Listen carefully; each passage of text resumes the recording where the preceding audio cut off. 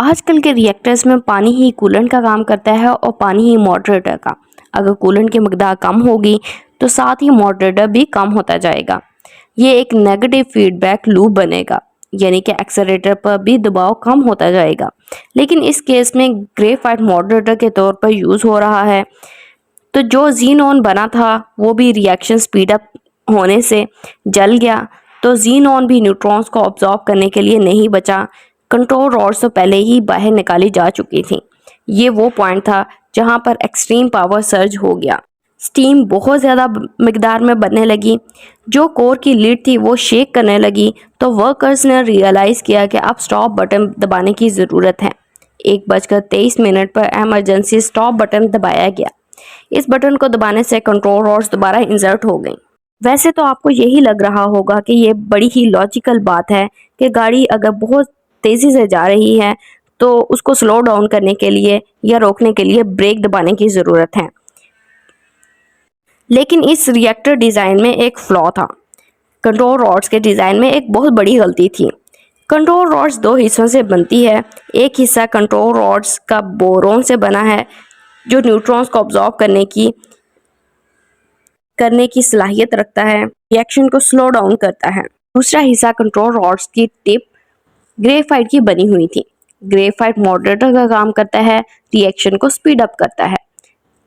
तो हुआ क्या, जैसे ही कंट्रोल रॉड्स इंसर्ट की गई एकदम से धमाका हो गया। ग्रेफाइट ने उस ऑलरेडी तेज चलते हुए रिएक्शन को और बूस्टअप कर दिया।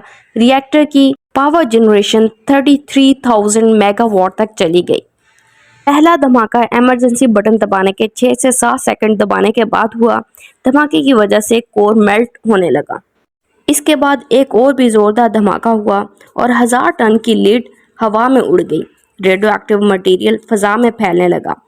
192 टन यूरेनियम फ्यूल रिएक्टर में मौजूद था। 5% यूरेनियम फ्यूल एटमॉस्फेयर में गया। 1:26 पर फायर अलार्म बजा और फायर फाइटर्स यहाँ पर आते हैं। फायर फाइटर्स को आइडिया नहीं था कि यहाँ पर क्या हुआ है। वो नॉर्मल आग समझते हुए पानी से आग बुझाना शुरू कर देते हैं। लेकिन ये आग ग्रेफाइट की आग थी और आसानी से बुझने वाली नहीं थी। इस आग को बुझाने के लिए 10 दिन से ज़्यादा का वक्त लगा। हेलीकॉप्टर्स के जरिए हज़ारों टन क्ले, सैंड, बोरोन और लेड इस आग पर फेंका गया। ये वो एलिमेंट्स हैं जो रेडिएशन के फैलाव को कम कर सकते हैं। लेकिन ये काम बहुत मुश्किल था क्योंकि हेलीकॉप्टर्स को ये मटेरियल ऊपर से गिराने के लिए आग के ऊपर आना पड़ता, जो कि बहुत डेंजरस था। एक हेलीकॉप्टर क्रैश भी कर गया और 4 लोग मारे गए। जो फायर फाइटर्स आग बुझाने के लिए गए थे, घर पहुंचते ही इन्हें नोजिया, फैटीग और वॉमिटिंग होने लगी। ये रेडिएशन सिकनेस के सिम्टम्स हैं। जब आपको extremely high dose of radiation का एक्सपोजर होता है तो ये सारे सिम्टम्स ज़ाहिर होते हैं। 10 दिन में आग तो बुझ गई, लेकिन हीट इतनी ज़्यादा प्रोड्यूस हो रही थी कि कंट्रोल नहीं हो पा रही थी। इस हीट की वजह से रिएक्टर के बेस में क्रैक्स आने लग गए। ये बहुत ही प्रॉब्लमेटिक चीज़ थी क्योंकि रिएक्टर के नीचे पानी की एक टैंकी थी जो कि रेडियो एक्टिव पानी से भरी हुई थी। अगर वो रिएक्टर पानी से टच हो जाता तो पानी स्टीम में कन्वर्ट हो जाता।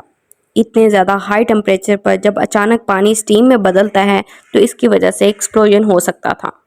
अगला टास्क वहां पर मौजूद रेडियो एक्टिव मटेरियल को क्लीन अप करना था। शुरू में सोवियत यूनियन ने अपने रिमोट कंट्रोल्ड रोबोट्स भेजे, लेकिन ये रोबोट्स रेडियो एक्टिव मटेरियल के नज़दीक ब्रेक डाउन होने लगे।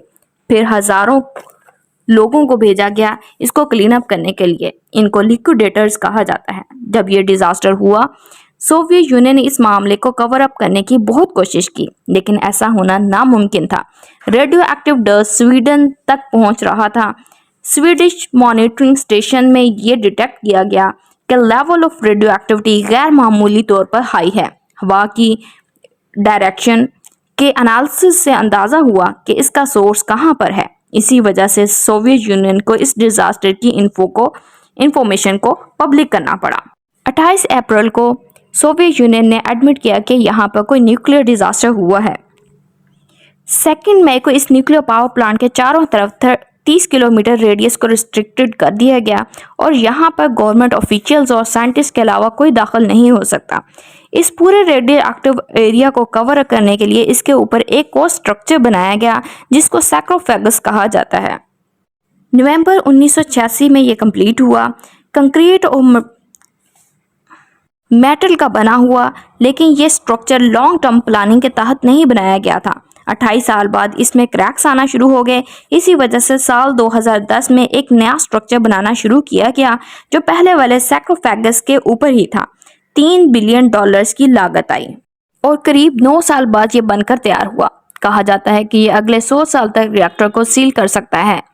अगर इकोनॉमी की बात करें तो सोवियत यूनियन को इस डिजास्टर की लागत $235 बिलियन पड़ी। पॉलिटिकली देखा जाए तो ये डिजास्टर सोवियत यूनियन के टूटने का बायस बना। चेरनोबिल के बाकी 3 पावर प्लांट साल 2000 तक चलते रहे। इसके बाद ये सोचा गया कि इन पावर स्टेशंस को डिसमेंटल कर दिया जाए और ये काम अभी तक जारी है। एक्सपेक्ट किया जाता है कि 2028 तक ये प्रोसेस खत्म होगा। 2400 लोग अभी भी इस प्लांट पर काम करते हैं, गार्ड्स के तौर पर, फायर फाइटर्स, साइंटिस्ट, टेक्नीशियन और सर्विस स्टाफ। हफ्ते में 2 शिफ्ट्स के लिए काम करते हैं और अब्सॉर्ब्ड रेडिएशन लेवल को चेक करने के लिए इनको रेगुलरली मॉनिटर किया जाता है। तो ये थी कहानी दुनिया के वर्स्ट न्यूक्लियर डिजास्टर की।